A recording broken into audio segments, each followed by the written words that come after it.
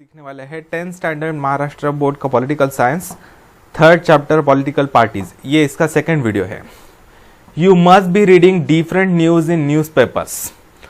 Through these news items we get information about various parties existing in different states of India. देखिए, आप कई सारे news पढ़ते होंगे आप न्यूज़पेपर्स में, उसके द्वारा आपको ये पता चलता होगा कि अलग अलग स्टेट्स में अलग अलग पार्टीज है, पॉलिटिकल पार्टीज भारत में। Do these parties function only at state level?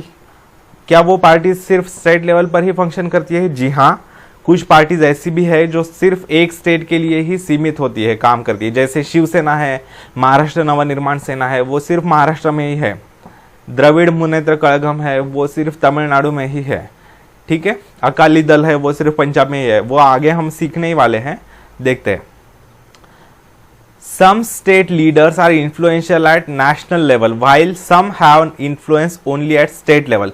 Why is it so? देखिए, कुछ स्टेट के लीडर्स होते हैं वो नेशनल लेवल पर भी इंपॉर्टेंट होते हैं, क्योंकि उनका कोएलिशन गवर्नमेंट होता है, उनका रोल होता है कोएलिशन गवर्नमेंट में, उन्होंने सपोर्ट किया हुआ होता है सेंट्रल गवर्नमेंट में, इसलिए उनका रोल भी महत्वपूर्ण होता है। बाकी कुछ होते हैं वो सिर्फ स्टेट लेवल तक ही सीमित रहते हैं। ठीक है, with the help of such questions we will try to get information about various regional parties in India। तो जो भी रीजनल पार्टीज है, जो पर्टिकुलर रीजन के लिए सीमित है, उन पार्टीज के बारे में हम सीखेंगे। we will study some of the regional parties from different parts of India। अलग अलग पार्ट से हम थोड़े से रीजनल पार्टीज हम सीखेंगे, कौन उनके बारे में पता करेंगे। In India, we find people speaking different languages and having different traditions and culture।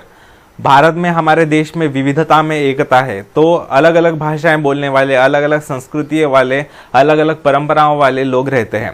They belong to different parts of India, वो अलग अलग हिस्सों से आते हैं।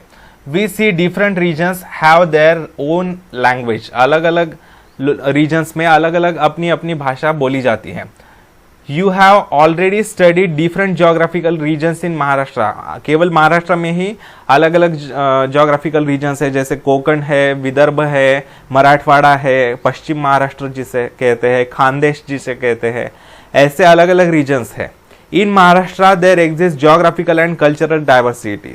तो महाराष्ट्र में भी कई सारी जोग्राफिकल डाइवर्सिटी है। एक जगह पर पर्वत है, दूसरी जगह पर सपाट मैदान है, प्लेटू है, और कल्चरल डाइवर्सिटी भी है। बोली भाषा में भी कोंकणी भाषा है, विदर्भी भाषा है, वराडी भाषा जिसे कहते हैं, मराठवाड़ी भाषा है। ठीक है, पुणेरी भाषा भी है जिसे शुद्ध मराठी कहा जाता है। ठीक है, Maharashtra is different from Madhya Pradesh and Karnataka. The feeling of affinity developed about our language and region gradually turns into identity consciousness and finally gives rise to regionalism। क्या होता है, धीरे धीरे अपनी भाषा के बारे में अभिमान निर्माण होता है, और वो अभिमान धीरे धीरे अपने रीजन के बारे में अभिमान में कन्वर्ट हो जाता है। और उससे क्या होता है कि लोग अपने ही रीजन के बारे में सोचने लगते हैं। देश के बारे में सोचने से पहले अपने रीजन के बारे में सोचना शुरू करते हैं। लेकिन देखिए, अपने धर्म के बारे में, अपने धर्म का अभिमान रखना, अपने जाति का अभिमान रखना, अपनी भाषा का अभिमान रखना, इसमें कोई बुरी बात नहीं है। लेकिन दूसरों की भाषाओं का अपमान करना, दूसरों की भाषाओं से नफरत करना, दूसरों के धर्मों का नफरत करना, दूसरों के जातियों से नफरत करना, दूसरी जातियों के लोगों से नफरत करना, दूसरे धर्म के लोगों से नफरत करना, ये बुरी बात है। तो हमें अपनी अपनी भाषाओं का आदर करना चाहिए, दूसरों की भाषाओं का भी आदर करना चाहिए। मेरा रिलीजन सबसे श्रेष्ठ है, सर्वश्रेष्ठ है, और बाकियों के रिलीजन इंफेरियर है, ऐसा मानना गलत है। हम सभी के रिलीजन्स इक्वल है, ऐसा मानना चाहिए। ठीक है, और सभी भाषाएं उतनी ही सुंदर है, उतनी ही खूबसूरत है। People start thinking primarily about the interest and development of their own region. तो इससे क्या होने लगता है, अगर अपने भाषा के बारे में ही सोचने लगे लोग, तो अपने रीजन के बारे में ही सोचने लगते हैं। सिर्फ मराठी लोग होंगे तो सिर्फ वो महाराष्ट्र के बारे में ही सोचने लगेंगे। They start feeling proud of their language, literature, traditions, history of social reforms, educational and cultural movements, and this gives rise to the development of linguistic identity. तो उन्हें अपनी भाषा का, अपने साहित्य का, परंपराओं का, इतिहास का, शिक्षा का, संस्कृतियों का अभिमान निर्माण होने लगता है उनमें, और इससे वो सिर्फ अपने ही भाषा के बारे में, अपने ही रीजन के बारे में सोचने लगते हैं। लिंग्विस्टिक आइडेंटिटी मतलब भाषा, भाषिक पहचान। उस regional identity develops from the consciousness about the development of region and the feeling that people belonging to the region should have claim over resources and employment opportunities। तो क्या होता है इससे, रीजनलिज्म से लोगों को, उस पर्टिकुलर रीजन के लोगों को लगता है कि यहाँ पर जो रिसोर्सेस है, नेचुरल रिसोर्सेस वगैरह, यहाँ पर जो भी जॉब क्रिएट होते हैं, यहाँ पर जो भी एम्प्लॉयमेंट क्रिएट हो रहा है, उसका सबसे पहला हक हमारा है, ऐसा उन्हें लगता है। वो अपना हक जताने लगते हैं हर चीज़ के ऊपर।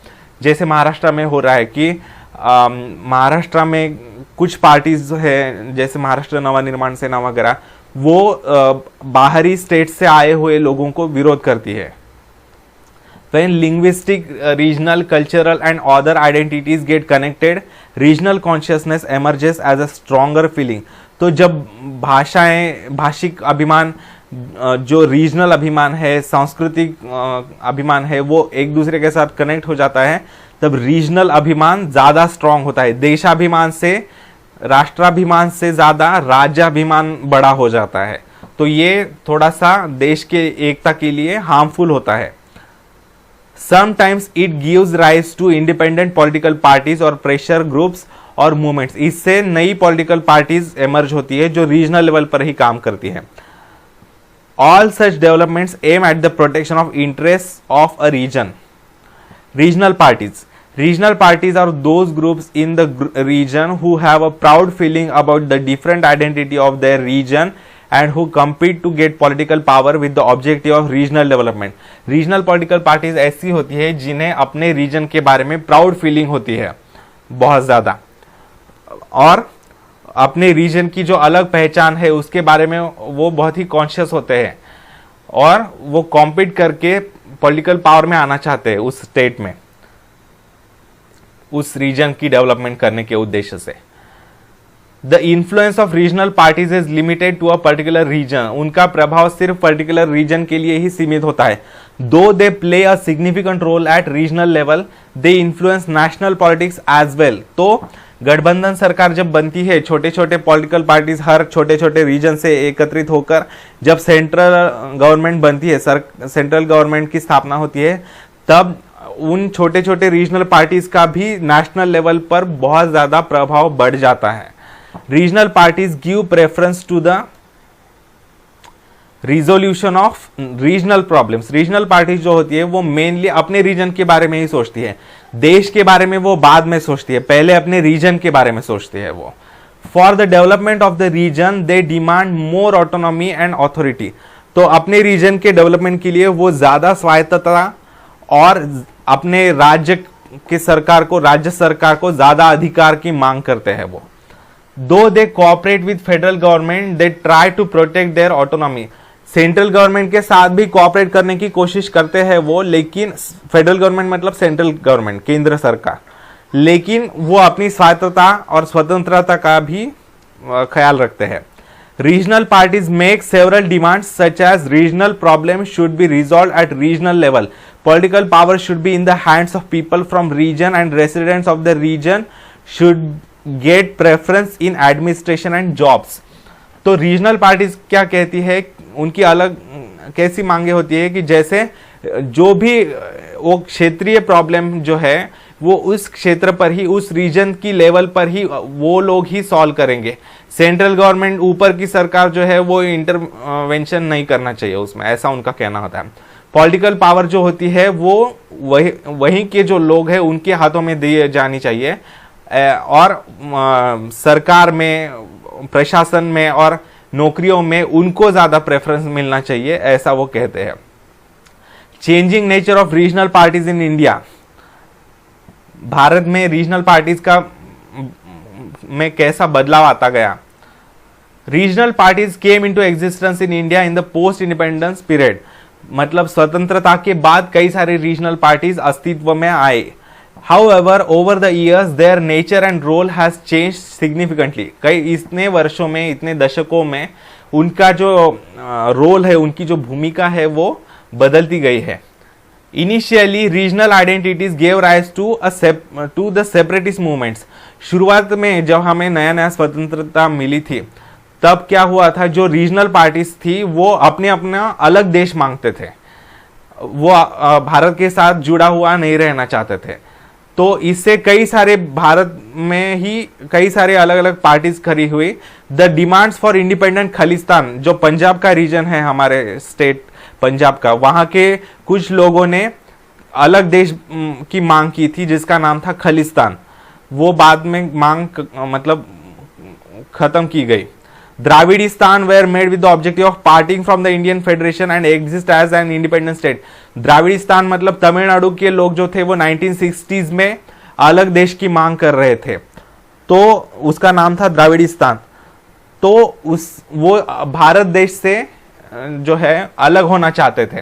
Regional parties from Punjab, Tamil Nadu and Jammu Kashmir have made such demands. Punjab की पार्टीज ने कुछ तमिलनाडु के पार्टीज ने और जम्मू कश्मीर के पार्टीज में इतिहास में ऐसी मांगे की है कि हमें भारत के साथ नहीं रहना, हमें अलग देश चाहिए। मांगे होती रहती है। The demands of regional parties gradually change, लेकिन धीरे धीरे इसमें बदलाव आता गया, रीजनल पार्टीज का रवैया बदलता गया। Instead of N independent state they started demanding more autonomy. तो अलग देश मांगने के बजाय उन्होंने भारत में ही रहकर थोड़ी ज्यादा स्वतंत्रता मांगने की कोशिश की, ज्यादा अधिकार मांगने की कोशिश की राज्य सरकार को। This was the second stage in the development of regional parties. This stage began after 1990। तो 1990 के बाद ये स्टेज शुरुआत हुई, उन्होंने अलग देश की मांग छोड़ दी और देश में ही रहकर ज्यादा अधिकारों की बात शुरू कर दी। उसके बाद क्या हुआ, the regional parties demanded that the development of the region people from region should get power at state and national level. तो उन्होंने ये मांग करनी शुरू कर दी कि उस रीजन के, पर्टिकुलर रीजन के ही लोगों को उस रीजन में, मतलब महाराष्ट्र सरकार में, महाराष्ट्र के जो जॉब्स है, महाराष्ट्र में जो भी जॉब्स है, कंपनीज है, फैक्ट्रीज है, उसमें महाराष्ट्र के लोगों को प्रेफरेंस मिलना चाहिए, ऐसा उन्होंने मांग करनी शुरू कर दी। For example Shiv Sena, Telugu Desam etcetera. The development of regional parties in north east shows different trend. North east के जो स्टेट्स थे, नॉर्थ ईस्ट इंडिया में जो रीजनल पार्टीज थी, उनका अलग डेवलपमेंट था। They gave up demand of separatism and have started demanding autonomy. वो भी अलग देश की मांग कर रहे थे, जैसे नागालैंड की कुछ पार्टीज थी, आसाम की भी कुछ पार्टी थी, उन्होंने अलग देश मांग रहे थे बीच में स्वतंत्रता मिलने के बाद, लेकिन उन्होंने भी अपनी अलग देश की मांग छोड़ दी है और वो अभी देश में ही रहकर अधिक अधिकार प्राप्त करने की मांग कर रहे हैं। The regional parties from north east are now entering in mainstream of national politics. तो वो अभी मेन स्ट्रीम में भी आ चुके हैं। In short we can say that role of regional parties in India has pass through various phases. तो हमारे देश में जो रीजनल पार्टीज है वो अलग अलग फेजेस से पास होते गए हैं। शुरुआत में क्या था, from separatism to autonomy and now towards entry into mainstream national politics. शुरुआत में उन्होंने अलग देश मांगा, बाद में देश में ही रहकर अलग अधिकार मांगे, लेकिन अभी वो मेन स्ट्रीम में नेशनल पॉलिटिक्स में आ रहे हैं। Coalition politics is one of the consequence of their increasing influence in national politics. तो कोएलिशन गवर्नमेंट मतलब गठबंधन सरकार जो बन रही है कई बार सेंट्रल गवर्नमेंट में, तो उससे उनका प्रभाव बढ़ रहा है नेशनल पॉलिटिक्स में, राष्ट्रीय राजनीति में। In India, we have many regional parties. It is not possible to know about all such parties in this chapter. We will study some parties as representative of India's east, west, north and south regions. तो भारत में तो कई सारे regional parties है, उन सभी के बारे में पढ़ना तो पॉसिबल नहीं है, लेकिन हम कुछ रीजन से, ईस्ट, वेस्ट, नॉर्थ, साउथ से एक एक पॉलिटिकल पार्टी के बारे में पढ़ेंगे। Some major regional parties as shown below. ये है Shiv Sena, main political party in Maharashtra established in 1966 में शिवसेना की स्थापना हुई, महाराष्ट्र की पार्टी है ये। ऑब्जेक्टिव इनका है, उद्देश्य क्या है, protection of the rights of Marathi people, Marathi लोगों के अधिकारों का रक्षा करना, promotion of Marathi language, Marathi भाषा का प्रमोशन करना, resistance to people from other regions, बाहरी स्टेट्स से जो लोग आते हैं उनको विरोध करना। In 1995 it entered into coalition with BJP and came to power in Maharashtra। 1995 में वो बीजेपी के साथ गठबंधन बनाकर महाराष्ट्र में सत्ता में आई। It shares power with BJP in Maharashtra since 2014। Maharashtra की जो सरकार है, महाराष्ट्र शासन, महाराष्ट्र सरकार जो 2014 के इलेक्शंस के बाद स्थापित हुई, उसमें बीजेपी और शिवसेना का गठबंधन सरकार है महाराष्ट्र में। ठीक है, चलिए आगे बढ़ते हैं। यह है पंजाब की party Shiromani Akali Dal. Established in 1920, a prominent regional party इन पंजाब। 1920 में स्थापित हुई, पंजाब की बहुत ही महत्वपूर्ण पार्टी है। Objective of cultivating religious and regional identity. तो पंजाब के जो सिख लोग हैं उनकी जो अलग पहचान है उसको मतलब संभालना, और जो उनकी रीजनल आइडेंटिटी भी है उनको भी संभालना। Assumes power in Punjab for many years. Punjab में कई वर्षों से वो पावर में है, सत्ता में है। Jammu and Kashmir national conference, ये जम्मू एंड कश्मीर की पॉलिटिकल पार्टी है। Main regional party in Kashmir established in 1932। 1932 में इस पार्टी की स्थापना हुई। Protect the interest of Kashmiri people and protection of autonomous status. तो कश्मीरी लोगों के हितों का रक्षा करना, ऐसा वो कहते हैं। और ऑटोनॉमस स्टेटस, देखिए हमारे देश में क्या है, कश्मीर जो स्टेट है जम्मू एंड कश्मीर, उसको ज्यादा अधिकार दिए गए हैं बाकी स्टेट्स के मुकाबले में। कश्मीर ये अकेला राज्य है हमारे देश में, जम्मू एंड कश्मीर, जिसका अलग से झंडा है, बाकी स्टेट्स को झंडा नहीं है। तो कश्मीर का जो झंडा है वो अलग झंडा है, और उनको मतलब ऐसा नियम है, हमारे बाकी स्टेट्स के लिए ऐसा कानून है कि अगर महाराष्ट्र विधानसभा ऐसा कानून पास कर मतलब एक कानून पास करती है और उसके विरोधाभास, उसके अपोज में दूसरा कानून हमारी केंद्रीय संसद पास करती है, तो जो केंद्रीय संसद का कानून है वो लागू रहेगा। मतलब अगर केंद्र संसद द्वारा पास किया हुआ कानून, सेंट्रल पार्लियामेंट द्वारा पास किया हुआ कानून, और जो स्टेट गवर्नमेंट, स्टेट असेंबली द्वारा पास किया कानून, इन दोनों में अगर विरोधाभास निर्माण होता है, इन दोनों में अगर कन्फ्लिक्ट निर्माण होता है, कॉन्ट्राडिक्शन आता है, तो सेंट्रल पार्लियामेंट का कानून जो है वो लागू होता है। मतलब सेंट्रल पार्लियामेंट जो है वो सुपेरियर मानी जाती है। लेकिन कश्मीर के लिए ऐसा नहीं है। जो भी कानून हमारी सेंट्रल पार्लियामेंट पास करती है वो तब तक जम्मू एंड कश्मीर स्टेट में लागू नहीं किया जा सकता जब तक जम्मू एंड कश्मीर की विधानसभा, जम्मू एंड कश्मीर की असेंबली उसे पास नहीं कर देती, उसे एक्सेप्ट नहीं कर देती तब तक। और ऑटोनॉमस स्टेटस है कश्मीर में, मतलब कश्मीर में कोई भी नॉन कश्मीरी जो है, मतलब दूसरे स्टेट के, जैसे उत्तर प्रदेश का कोई भी व्यक्ति आकर महाराष्ट्र में आकर जमीन खरीद सकता है, यहाँ पर घर खरीद सकता है। महाराष्ट्र का कोई आदमी जाकर, व्यक्ति जाकर राजस्थान में जमीन खरीद सकता है, प्रॉपर्टी खरीद सकता है।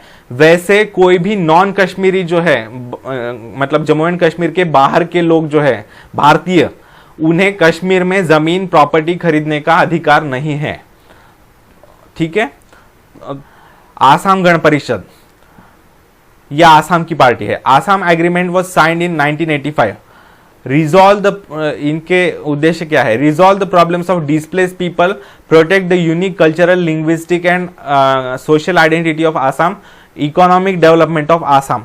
तो इनका क्या उद्देश्य है? जो विस्थापित लोग हैं, मतलब देखिए बांग्लादेश वॉर के दौरान 1971 में कई सारे बांग्लादेशी जो है वो आसाम में आकर बसे हुए थे और वो बाद में वापस ही नहीं गए, तो इससे आसाम के लोगों को प्रॉब्लम होने लगी। तो इसके कारण जो विस्थापित लोग हैं उनकी समस्याओं को सॉल्व करना, उन्हें बांग्लादेश में वापस भेज देना, इसके लिए वो मांगे करती रहती है। प्रोटेक्ट यूनियन, जो आसाम के लोगों की जो भाषिक पहचान है, जो सामाजिक पहचान है, उनकी सांस्कृतिक पहचान है, उसको प्रोटेक्ट करना। Economic development of Assam, Assam का जो है इकोनॉमिक डेवलपमेंट, आर्थिक विकास करना। Assumes power in Assam for many years, Assam में कई सारे वर्षों से वो सत्ता में है।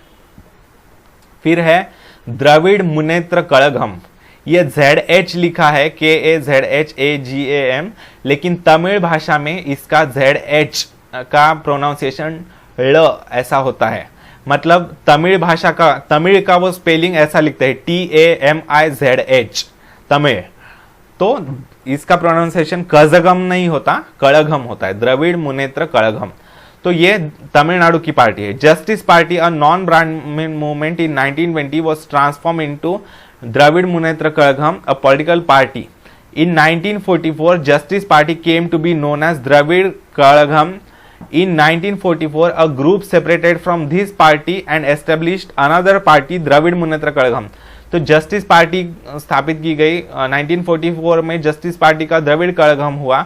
1944 के बाद उस पार्टी के टुकड़े हुए और दूसरे एक द्रविड़ मुनेत्र कड़गम पार्टी की स्थापना की गई।